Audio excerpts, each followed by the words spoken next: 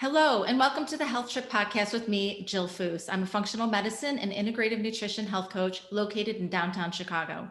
I'm the founder of Jill Foose Wellness, a private concierge health coaching business where I work with individuals, groups, and corporations diving deep into helping folks discover their own unique health equation to optimize their wellness. Join me and my guests as we venture down intriguing science-packed roads, debunking old medical paradigms, perusing new innovative therapies, modalities, and protocols while living our best life. On today's podcast, I welcome Dr. Sean Tassone. He is the first physician in the United States to be double board certified in obstetrics and gynecology and by the American Board of Integrative Medicine. He holds a medical degree and in addition to a PhD in mind-body medicine.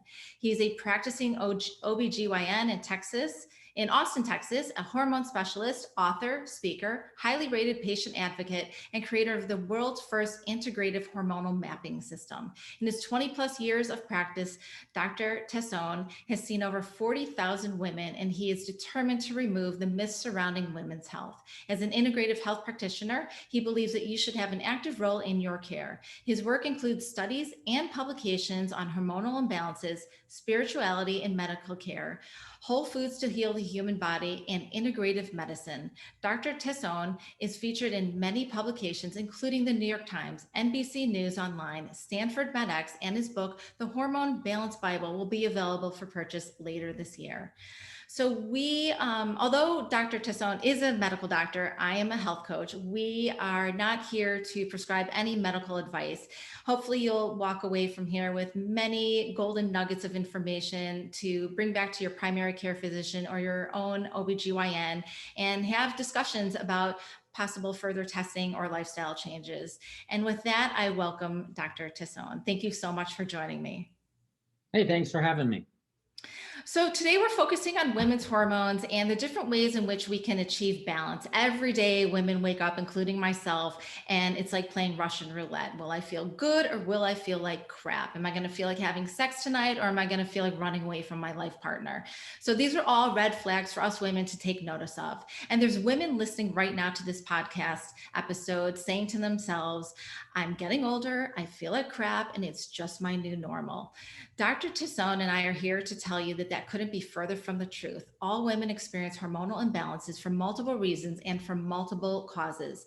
Discovering your unique health equation, which includes optimizing your hormones, requires a lot of patience, a trusting partnership with your doctor, and lots of self-love, because this is not an overnight process and it can be very frustrating at times. Anything you want to add to that before we start diving in?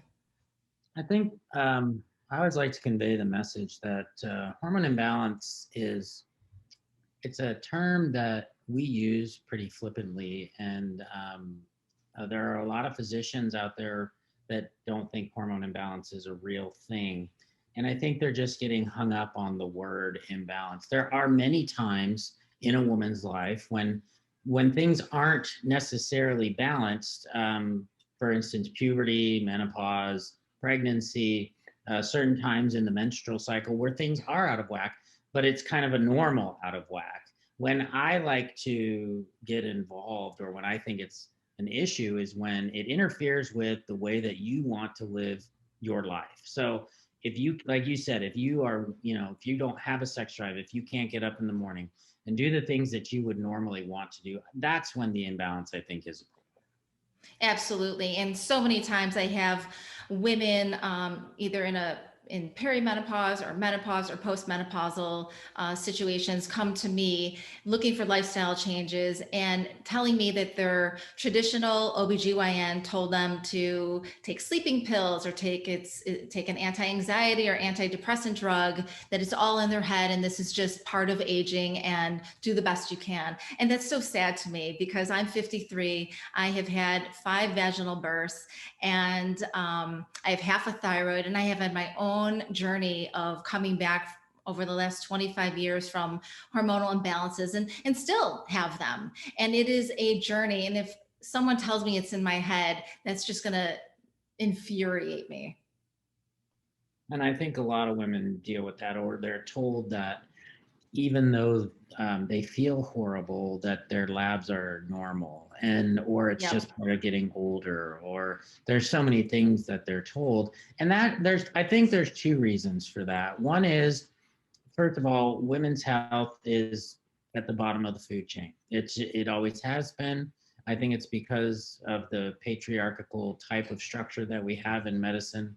But secondarily, I think that it's also really difficult of a topic, and to really sit with a woman and find out what's going on, and not just put her on, say, a birth control pill, to really dig deep and try to figure out what the imbalances are, or why the imbalances are there.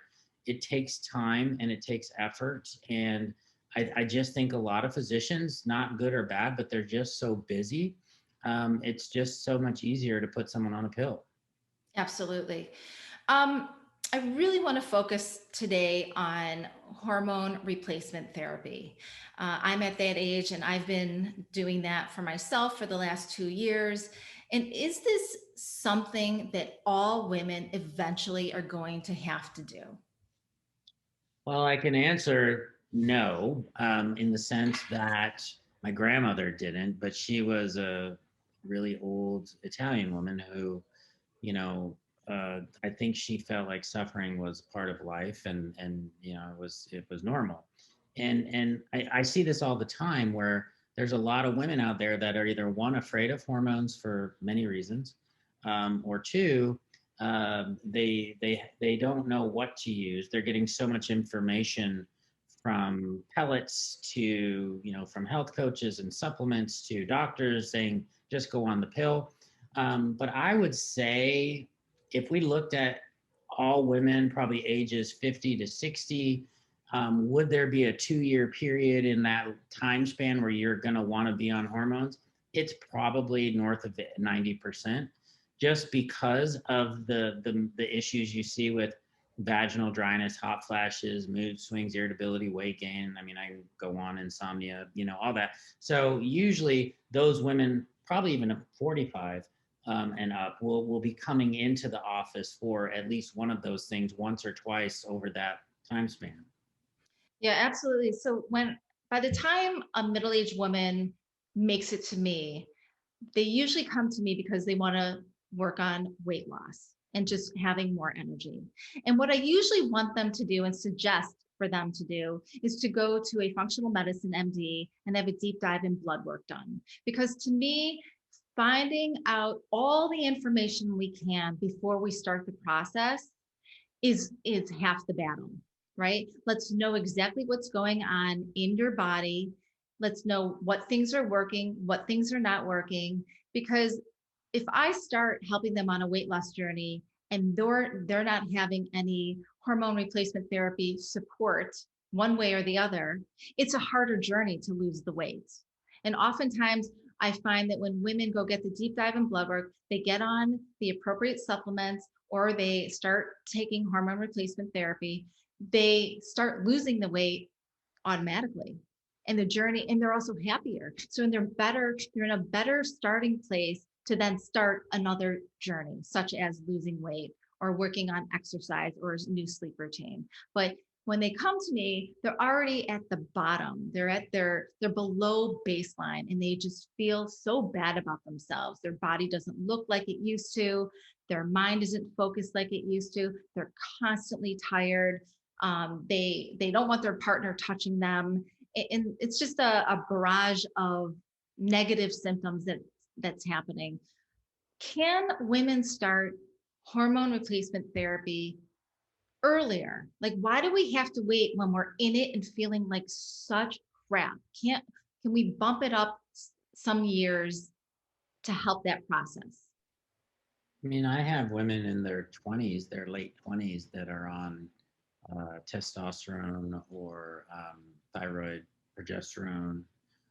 So yeah, there are certainly times, especially younger women with PCOS, or a woman especially that has had like surgical menopause, that's younger, and some women go into menopause in their mid 40s, and technically that's not abnormal. It's young. It's on the young side, but it's not abnormally young.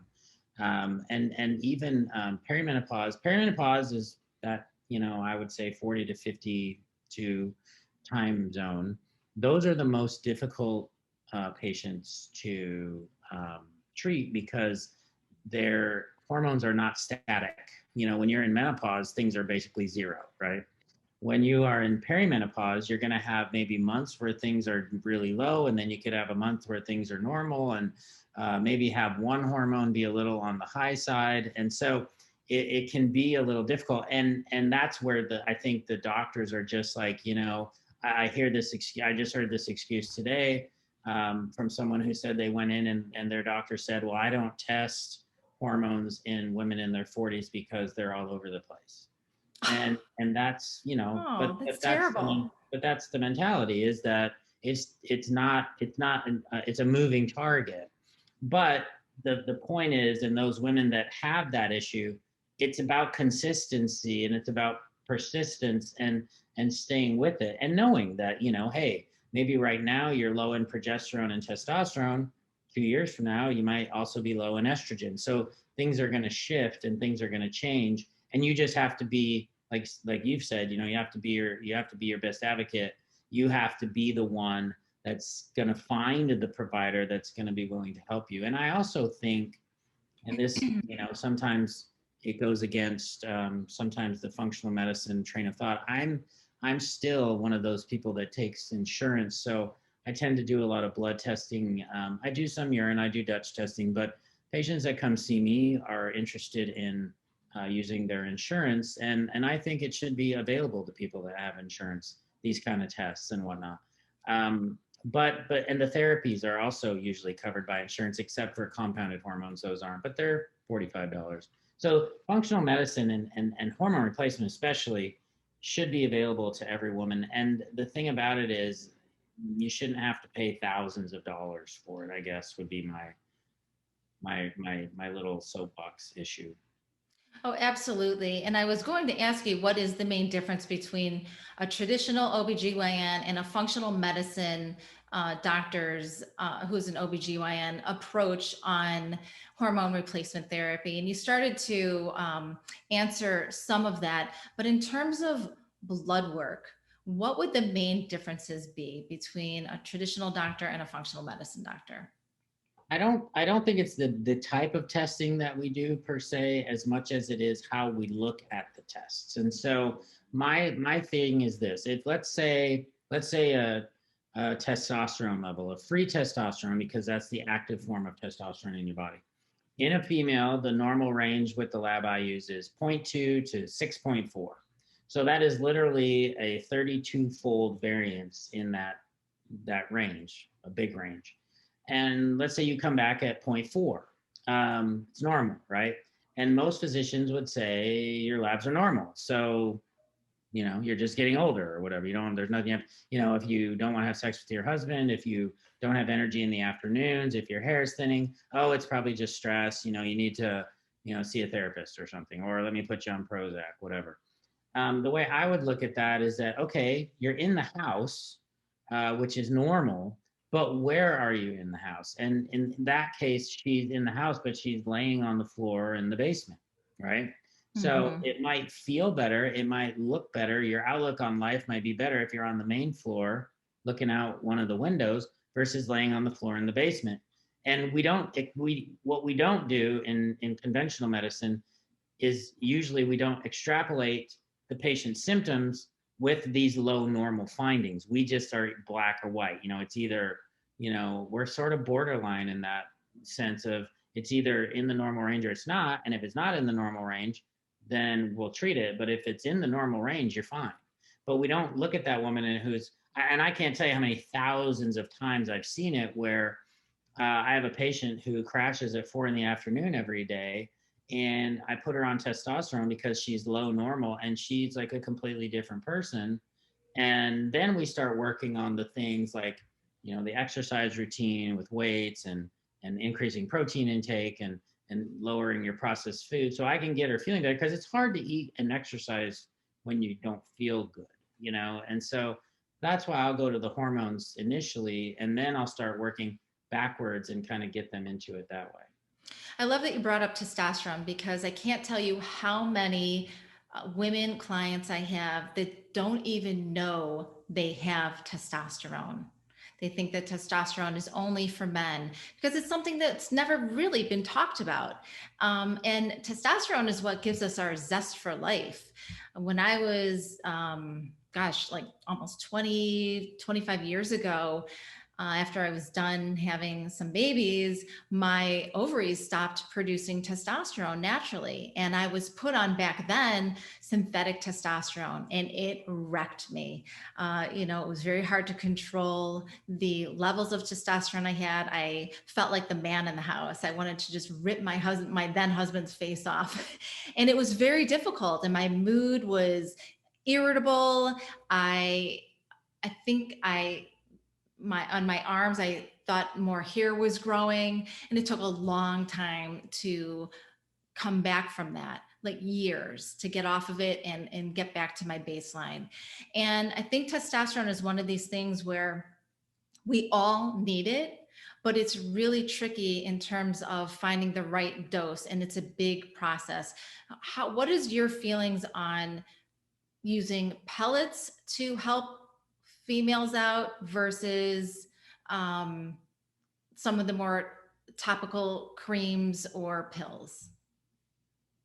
First, the form of testosterone that you were on back then was probably methyl testosterone, which is an oral form of testosterone. Yeah, And that is probably the worst form of testosterone you could it was physically. awful. And we had a medication out back then called Estratest, which was a combo pill of Premarin and methyl testosterone. And both of those medications are horrible on your liver, and they're super strong. So a lot of women didn't like those headaches and, like you were talking about, irritability. As far as pellets, I have said this for years. I'm openly anti-pellet. Hmm. I'm not a fan of pellets, and I have a blog post, and I have 10 reasons why I'm not a fan of pellets. And suffice it to say, pellets are for animals, not for humans, in my opinion. And what they and I think, and this is just me again, I think it's lazy. I think it's a lazy way to do things because you're putting in this wampum dose of hormones. So her levels are going to shoot up for the first 2 to 4 weeks, right? Going to go and you're going to feel like $1,000,000, no doubt about it. Some Right. women don't, but a lot of women feel great because your hormone levels are literally through the roof. Like a lot of women that are on testosterone pellets, I see routinely 4 to 5 times normal elevation, like almost to the level of a man. So that's going to make you feel good. And then what happens is you get a sawtooth pattern. So up and then it drops and up and then it drops over about a 3 to 4 month period. So you have this peak at a month where you feel great. And then the rest of the time for 2 months, you're dropping. And even though your hormone levels are still elevated, like they're not even in the normal range, you feel bad because you've gone down about 100% in your level because it was so high. So it's a catch 22. It's like I liken it to drinking Gatorade. It's like they market it really well as being a something you should drink, but it's all sugar and then they put citric acid in it, which dries out your tongue, so you want to drink more. And that's kind of what pellets are. And then a lot of the people, and this isn't all, this is a lot of the folks that put in pellets, they'll go to a weekend course and they're all of a sudden hormone experts and they're putting in pellets. And pellets are super expensive. They're 300 or 400 bucks every quarter, whereas a Hmm. cream is probably 45 bucks a month. And the topicals and the sublinguals, if you don't like the effects, you can stop the dose and it's out of your system in 24 hours. With a pellet, you're stuck with it. You can't take it out. Absolutely. And I've done pellets before, and I have had too much put in and been over 900. Yeah. And if anyone is out there listening and familiar with pellets or testosterone levels, 900 is like what my 21-year-old son has naturally, right? If on a good day, right? It is a lot of Ton testosterone of and fun. can absolutely alter the way you feel. And then, and you're right, there's the waiting game, and it could be months until that is out of your system and you're feeling good. Furthermore, I think that testosterone, when it's too high for women, might lead to hair shedding and thinning, because that's what happened to me a couple years ago. What are your thoughts on hair shedding from testosterone or other hormone replacement therapy? Um, and why is it happening during menopause? And what are some of the newer modalities of therapies to get it back? Hair thinning is probably one of the more common complaints. Probably 40%, 50% of women that I see have that as a complaint. The three hormones that are typically at the top of the list for hair thinning are testosterone, progesterone, and thyroid. Um, the thing is, that's funny, is everybody's afraid of because if it's high, like you said, you can have hair loss. Now, usually hair loss from too much testosterone is because it converts into dihydrotestosterone, which has issues on the hair follicle. But you can only really have an issue with dihydrotestosterone if your testosterone levels are high. So if your testosterone levels are too high, then you'll get that male pattern kind of hair loss. You'll get the receding hairline. If it's Mhm. a generalized thinning of hair, usually it's because your testosterone is actually low because the hair follicle is actually anabolic. And so it responds to testosterone. So women that have low testosterone will have thinner hair. And if you give them testosterone, a lot of the times the hair will look a lot better after a few months. So low or high can cause hair thinning. But high, to have hair loss with high testosterone, it's got to be pretty high. Pregnancy is a time in a woman's life when hair is really thick and amazing. And then after she delivers, all of her hair falls out for like 3 or 4 months. And that's because the progesterone stops your hair growth in a phase called telogen, which is kind of right before it falls out. So Mhm. the high levels of progesterone in pregnancy halt your hair from falling out. So when you're pregnant, your hair's really thick and lush. And then after you deliver, all the hair that was going to come out over the last 6 to 7 months all of a sudden starts falling out over the next 3 months. So women will call all the time and they're like, oh, my hair's falling out. So when women have low progesterone or they have a syndrome like polycystic ovarian syndrome, where they have high estrogen, low progesterone, they can have hair thinning. And then we also know low thyroid can cause hair thinning. So, and I would say out of all the hormone imbalances that I see, I have a quiz that's actually pretty involved. It's about 36 questions and it's got a mathematical algorithm on the back end. Um, I've had about 20,000 women take the quiz, and probably over the majority that I see are low testosterone. It's I used to think that estrogen dominance would be the top one, but far and away low testosterone it seems to be is what a lot of women are suffering with. And so if somebody comes to you and they have hair thinning, what are some of the newer modalities that you would suggest? What are some of the things you like? Like I know that PRP, exosomes, amniotic fluid injections in your scalp have been used. That's pretty advanced and expensive. There's the red light therapy helmets that people can wear now, serums, medications. What are you favorable It's towards? all about stimulating the hair follicle, and what I will do most of so here's what I will do is I will try to find out if those big three that I talked about are low. If they're low, I will replace them with the caveat that it's going to be about 3 months before you notice because hair is going to have about a 3 month cycle. And so we want to give it some time. I would say if I treated 100 women with hair loss, now keep in mind when a woman comes to me with hair loss and she'll say she has hair loss, I will look at her and not be able to tell that I think her hair looks fine, like great. Um, but it's a perception on her end. Now we do lose about 140 hairs, Right. but it's excessive, and she thinks it's excessive, so that's what matters. And so I'll give it a 3 month try with just making sure that the hormones are okay. If it's and I will probably say less than 5% of women that I get balanced will still have issues with hair loss. So the good success rate.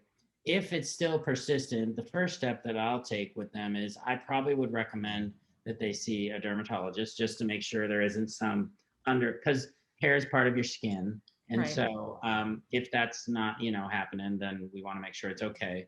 Second would be I really like to make sure that you're getting a good amount of fat in your system, whether that's through diet or supplements with fish oil or something like that.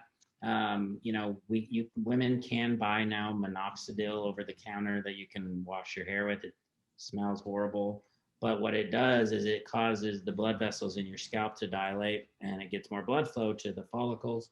So that could help. Um, you know, I don't know if the number one cause of hair thinning like that is stress.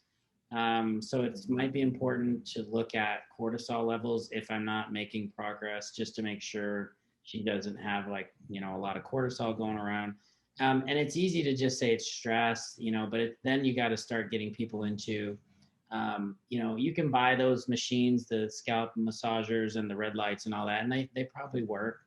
But before you spend thousands and thousands of dollars, um, it probably would be important to work on your stress, work on massage, try to take up yoga, try to, maybe start meditation, because I don't think we really realize how deep stress can affect us. And hair thinning is an end sign. It's a sign of something going on in your body. That's right, because your body is holding on to everything it needs to keep you alive, and hair growing is not an essential component to life. So it's going to let your hair go if you're under duress in a chronic way. And I love that you have the mind body medicine PhD, and I'm sure that that plays a huge role every day with women that you see. I know for me, the experience of seeing my hair shed a couple years ago made me even more filled with anxiety, and then I was depressed about it, and then it's a vicious cycle. And my functional medicine MD would say, you need to de-stress, you need to find a way to stay calm and be patient, and you have to really dig deep in a time of that hair thinning or shedding to stay balanced and calm. It's really tough, especially if you have kids and a job and this family and this whole life that you've got to manage. It's really difficult. Um, can genetic SNPs, which are mutations for those of you listening who have never heard that term, it's SNP, can those genetic mutations affect the way in which a woman responds to hormone replacement therapy? Like, is that information that you would want to know about, such as like the MTHFR? So a lot of these genetic mutations, for the listeners out there, can affect the way you detox or the way you absorb vitamins and minerals, and can have an effect on your overall well-being. So what is the role, if any, that it plays? Well, genetics is obviously important for a lot of things, although we are not, there's a great book out called Dirty Genes that actually goes into this in depth for people that really Great want. book. Um, Mm-hmm. and we are not necessarily our genes. We can alter some things. We can change how we eat. We can change how we live our lives and exercise and things like that. For people like, especially with MTHFR, that don't have good methylation and their B vitamins, that is something that can definitely help the way you detoxify your estrogen, as you said. It may not necessarily change the way you respond to a hormone, but it might change how you get the hormones out of your body. And so it's important sometimes to know those genetic components, especially for those women that have a family history of breast cancer and they're worried about that. It's just one more angle that you can look at to help your body detoxify the hormones after they're breaking down, and to get it out of your system once your body wants to get rid of it.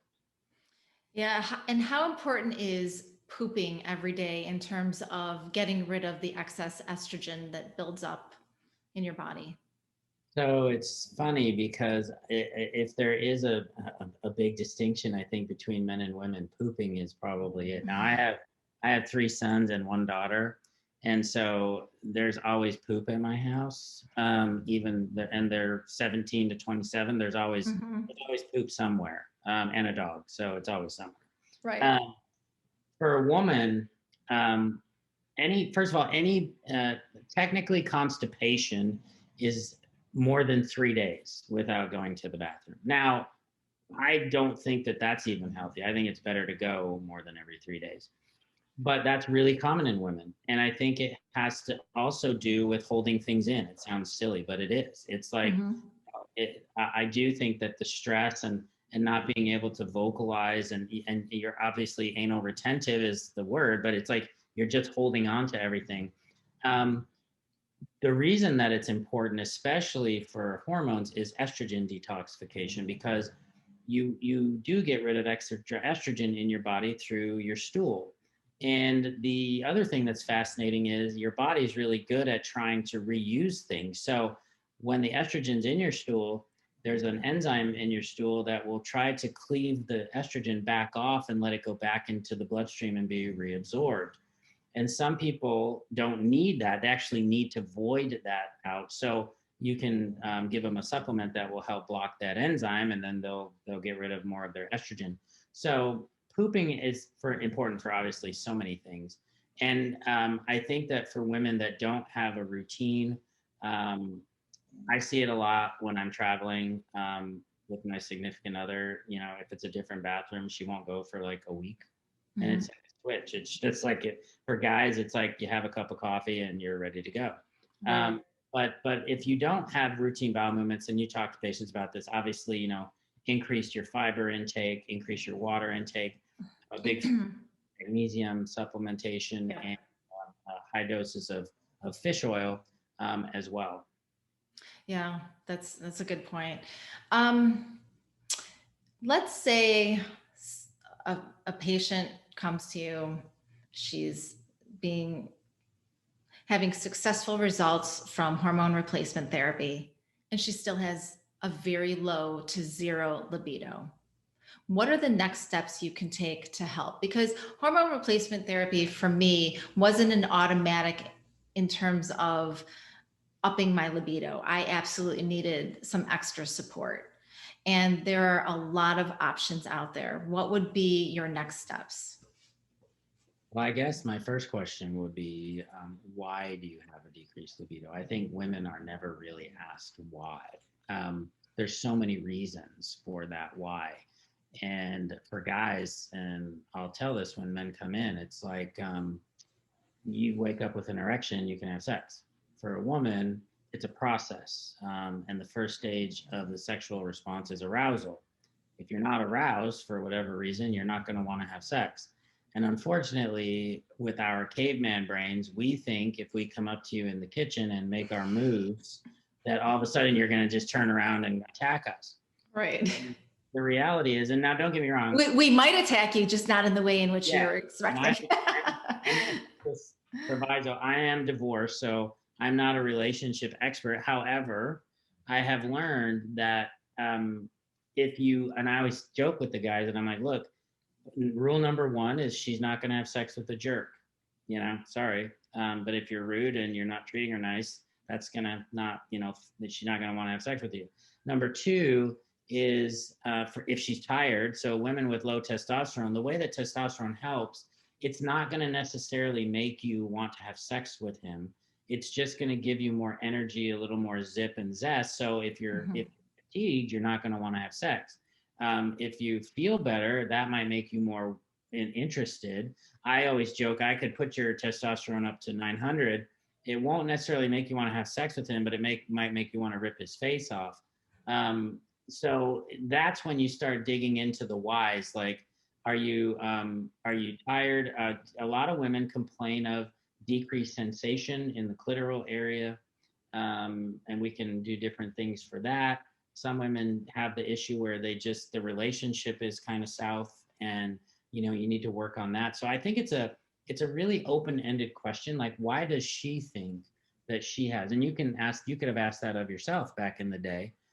Why, and if you look back and if you really sit down and think about it, a lot of those instances, it's just the relationship has kind of stale, a little stale, a little stagnant. She doesn't feel appreciated or taken care of, or in these times, a lot of women now, if not a majority, are working all day in these high powered jobs, and they're coming home and they've got three kids under the age of 7. And, they're making dinner and they're getting the kids ready for bed. And then come 9 o'clock, they're dead. They're ready to go to bed.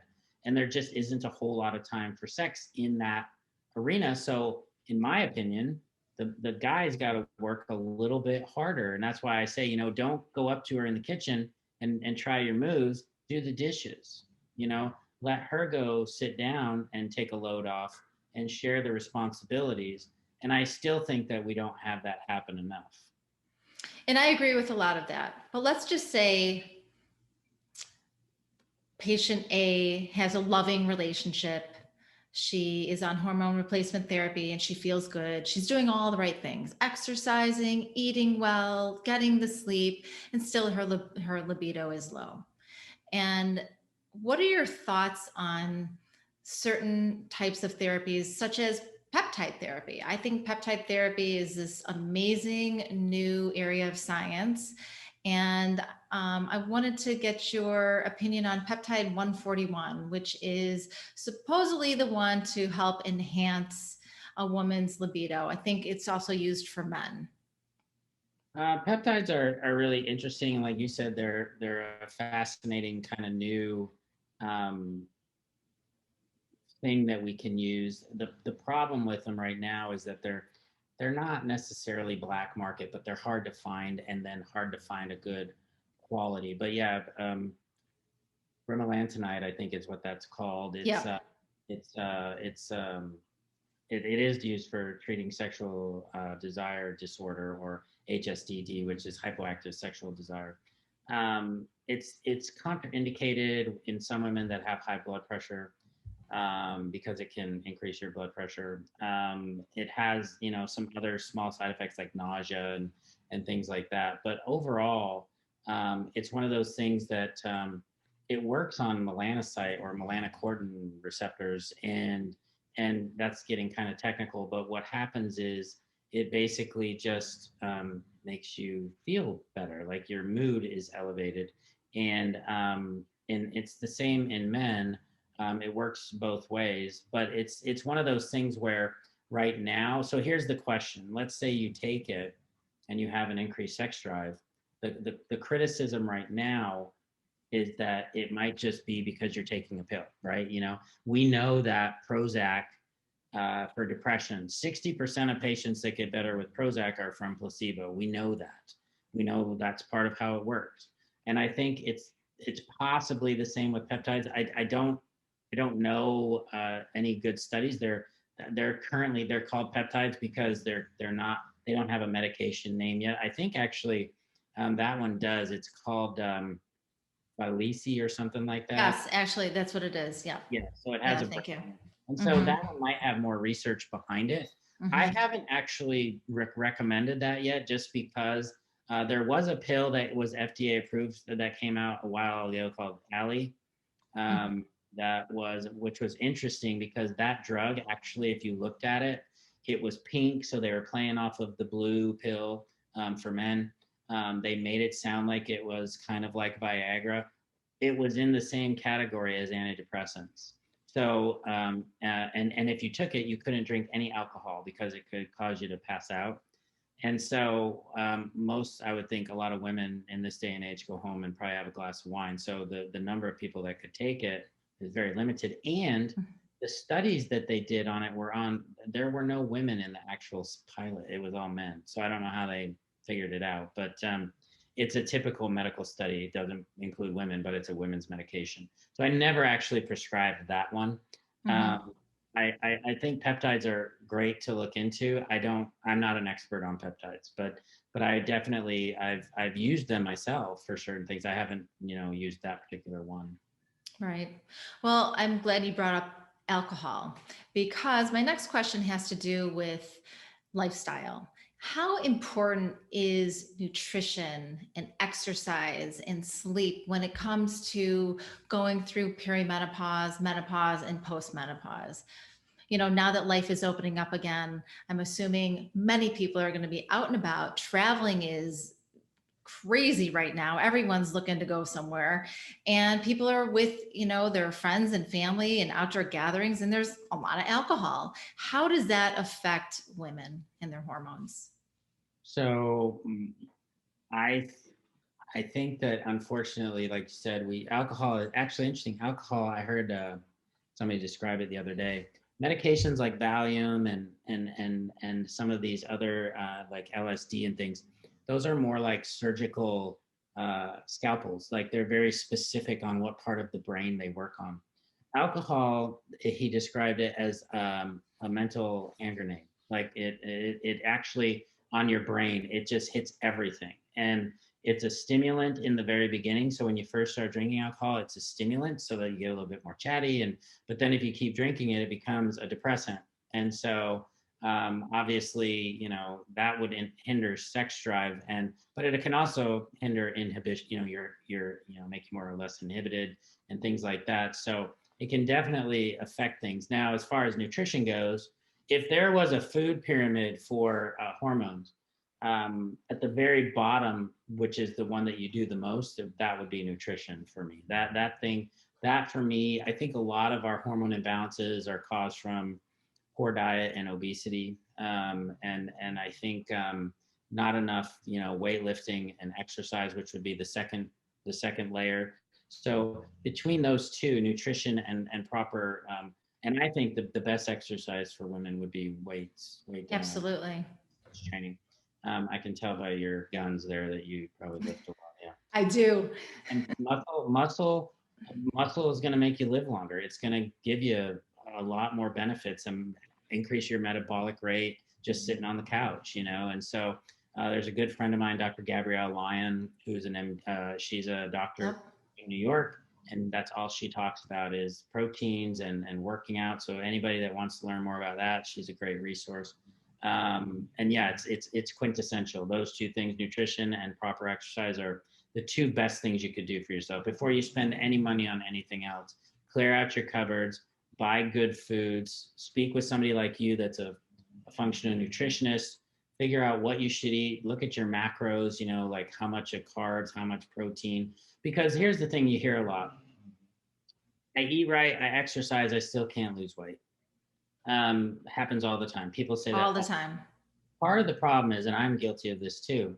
The other day, I grabbed a little handful of peanuts and I said, "Oh, let's see how many calories these are." So I looked at the can, and it was like 170, and I was like, "Oh, that's fine. I got 170 calories." Well, then I said, "Well, I have this little food scale, and I weighed what was in my hand, and it was 3 servings.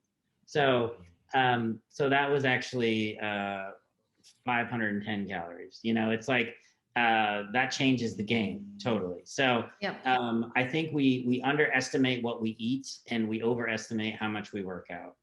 Absolutely. And I think that if women stopped fearing fat as part of their daily diet, they would feel a lot better.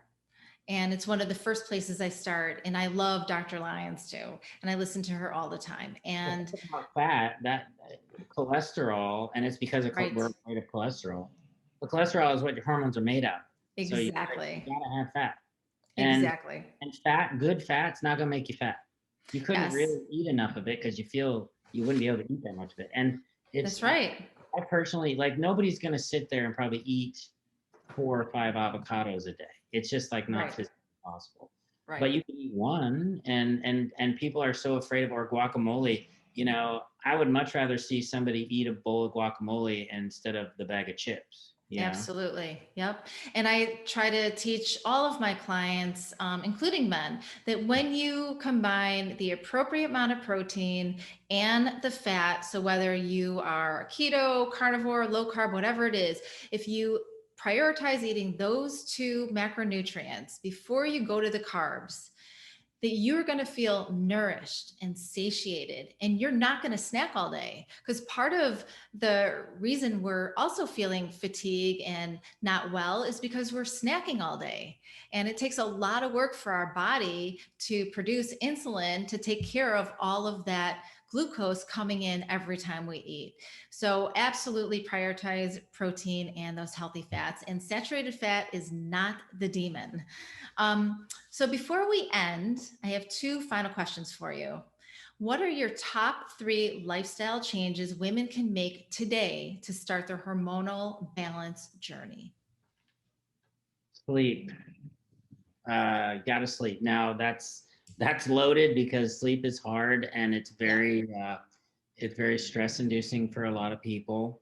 But I would say that's you really want to work on that. You want to find out what's going on. And I don't necessarily want women to sleep on ambient. I'd much rather have them I use yarrow or hops flowers for that. And I get a lot of women off of Ambien with hops. Nature's Way is a great brand. It's like $9 and it works really well for a lot of women. Valerian and melatonin and Mhm. things like that can help. Sleep hygiene is super important. Blue blocking glasses at night before you go to bed, not using your phone when you wake up, things like that. So that's one thing that's difficult. Two more fun things that I talk about is if you can do it, work your way up. Every day when you take your shower, turn the water on at the end as cold as you can get it Mm. for 60 seconds. Most people probably can't do that. I can maybe do 30. Or if you have a cold plunge pool, go, jump in the water. That resets things. Cortisol gets you kind of started for the day. And then finally, eating a little square or two every day of uh, high cacao percentage chocolate. That also is good for you. It's good for your vascular system. It's good for your brain. Unfortunately, it's not milk chocolate. I have a video coming out actually probably this week where I sampled 9 chocolate bars from milk chocolate to 95% cacao. And wow, that 95% is horrifying. But I have a lot of friends that just eat it and they'll eat one, and I don't. It's tough. It's tough to down it, but those are three things I usually recommend. So here's a trick with the super uber dark chocolate. If you take, like, I love macadamia nut butter. I don't eat it that much anymore because I live more of a carnivore lifestyle.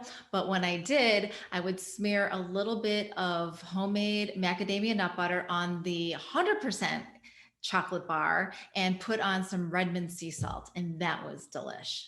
Oh, So okay. just a little hack there. I And couldn't my 100%, but I'm glad I didn't because that killed me. well, anything dipped in a nut butter is, pretty good. Yeah, the 35%, the 45%, those were okay. I think you got to get up above 60 before it's really helpful. Yeah. And that's when it starts tasting horrible. But definitely it's something everybody should try. You should have like a chocolate tasting thing at your house with some wine or something and just see what people think of those different bars. It would probably be pretty funny because it's those higher ones are harder to eat. Yeah, they are. And my final question to you is, what are your three top food choices all women should have in their daily or weekly rotation? Oh, probably a good fatty fish. If you can, if you don't like fish, obviously take a fish oil, but salmon or halibut or something that's wild caught. Um, I'm a big fan of spinach. I think spinach is a great if you put it in smoothies or if you just put it on things. For me, that's a go-to. Try to eat it a lot myself. And then finally, I'm a big fan of flax seeds. I like flaxseed oil, but the flax seeds, if you grind them up and just put them in the freezer or something, you have to grind them up, as you are aware, to get the oil out of them. Right. But if you actually take the seeds and you get all that fiber, and we were talking about fiber earlier, so it's nice to get the fiber part. You can sprinkle it on salads or put it in a shake.